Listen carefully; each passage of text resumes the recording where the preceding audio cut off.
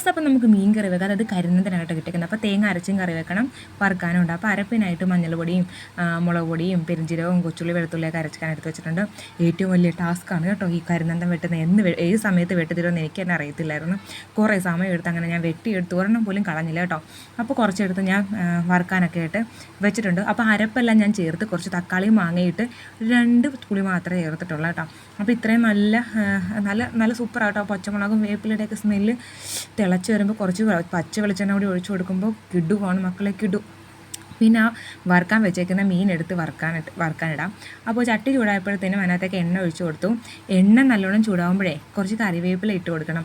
പക്ഷെ ഞാൻ കറിവേപ്പില ഇട്ട് കൊടുത്തത് എന്താ പറയുക, മീനെല്ലാം ഇട്ടതിന് ശേഷമാണ്. എന്നാലും കുഴപ്പമില്ല, സംഭവം സൂപ്പറാണ്. കരിനന്തം നല്ല കരിമര മുറിച്ച് തന്നെ എടുക്കണം. മുറിച്ച് എടുത്തില്ലെങ്കിൽ സംഭവത്തിൻ്റെ മുള്ള് നമ്മുടെ തൊണ്ടയിൽ കുടുങ്ങും. എനിക്ക് 2 പ്രാവശ്യം കുടുങ്ങിയിട്ടുള്ളതുകൊണ്ട് ഞാൻ കരിനന്തം അങ്ങനെ കഴിക്കത്തില്ല, എനിക്ക് പേടിയാണ്. അങ്ങനെ കൂടുതൽ എണ്ണയൊക്കെ ഒഴിച്ച് കൊടുത്ത് വേപ്പിലേക്ക് ഇട്ട് കൊടുത്ത് നല്ലവണ്ണം മൂപ്പിച്ചെടുക്കുവാണെങ്കിൽ നല്ല മൂത്ത കരിനന്തം റെഡി ആയിട്ടുണ്ട്. അപ്പോൾ ഇന്നത്തെ വീഡിയോ ഇത്രയുള്ള. Tata bye bye, see U.